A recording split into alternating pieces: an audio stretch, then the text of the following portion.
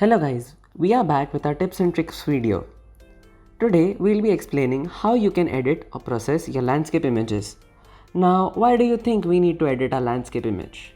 In the days of film photography, most landscape photographers were restricted to capturing everything in camera without any touch-up or post-processing. But now, digital landscape photographers can capture everything in RAW format, giving us the freedom to post-process the photo any way we want. It is that simple.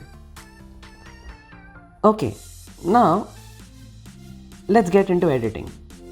We are using Adobe Lightroom both on PC and mobile. You can use either platform. So let's start with what are the aspects that we need to keep on our mind while editing. First, we start with the histogram. Now, what is the histogram? It is basically a graph where the horizontal axis moves from pure black on the left side through shadows, midtones and highlights to all the way to the brightest white on the right side. The vertical axis represents the frequency or intensity of each tone. Then how can this graph help you in post-processing?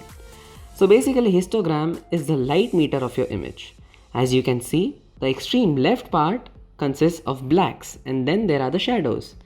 Next, when you tap the center, it becomes gray. This is exposure or midtones. When you move the midtones to the left, the image becomes underexposed, and when you move it to right, it becomes overexposed. In the right corner, there are highlights, and next to that on the extreme right are the whites. So now let's see what is clipping. When your shadows are clipped, extreme left side of your histogram becomes gray, and you can see in the image that the shadows are totally underexposed. Same as in the case with the highlights. When your highlights are clipped, the extreme right part of your image becomes gray and the highlights in the image are totally blown out. Then, how can we change these settings using the histogram? To do this, you move the exposure to the left, image becomes underexposed, and when you move it to the right, it becomes overexposed. When all the peaks of your histogram are bunched together in the center, you will see a lack of contrast in your image. Now let's see how can we get the lost details back to our photo. So we'll start with the exposure. Exposure is the amount of light per unit area. Here we are lowering the exposure as the image is a bit overexposed. Now coming to contrast, it is the visual ratio of different tones in an image. We increase the contrast in this image for the depth of colors and detailed image for it to look even more vivid. Next comes highlights. They are usually defined as the brightest area in a photograph. We will decrease the highlights here for a more blue tone sky.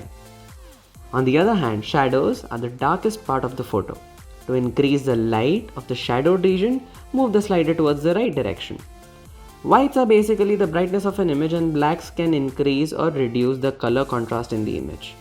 The image is almost perfectly balanced. However, we will slightly increase the whites and decrease the blacks for this image. Adding temperature gives a warmer or cooler effect to the image, that is yellowish or bluish tinge respectively.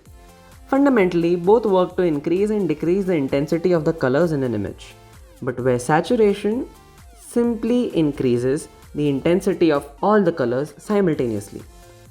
The vibrance increases the intensity of the muted colors more so than already saturated colors, while also working to protect the skin tones and to prevent pasteurization.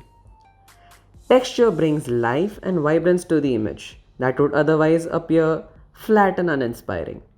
The image gets more detailed when the texture is increased. Clarity takes the midtones of an image and enhances them, bringing sharpness to a photo and increasing the texture found there. If increased to a great extent, the image might get a bit dark. The dehaze control allows to adjust how fog, haze and mist appear in the image. The slider control allows you to manipulate the amount of haze accordingly. That's all about how these small changes can make the lost details recovered.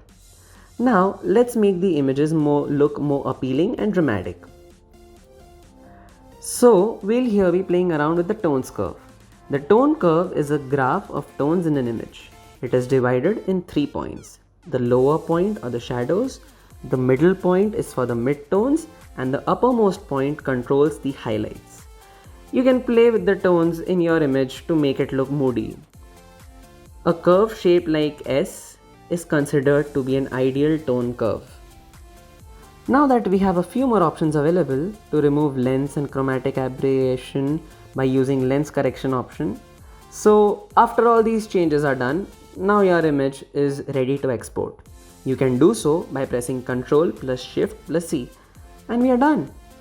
Now you can see how the things change in the image with each and every setting.